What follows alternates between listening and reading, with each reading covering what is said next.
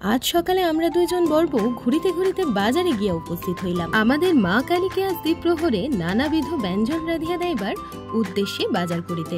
আজ তাহাকে নতুন সবজি এঁচড় খাওয়ানো হইবে। বাজার হইতে ফিরিয়া আমি পরিষ্কার পোশাক পরিয়া তিনতলা ও মায়ের রান্নাঘর ছপ করে মুছিয়া ফেলিলাম। আজ আবার অনেক কাজ। মাকে নতুন শাড়ি পরাইয়া আবার যত্ন করিয়া সাজাইতে হইবে।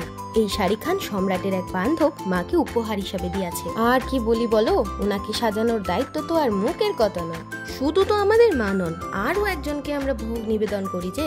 এরূপ বেলা গড়িয়ে সন্ধ্যা নামিল। সম্রাট আমার মনের ভাব বুঝিয়া বলিল, বাড়িতে বোঝে বিরক্ত হচ্ছ, চলো একবার বই মেলা হতে ঘুরে আসবে চলো।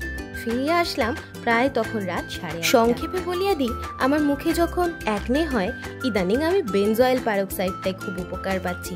স্যালিসিলিক অ্যাসিডের থেকে এটা বেশি ভালো কাজ করছে। বলিয়া যাসি গো, পরের দিন কথা হবে।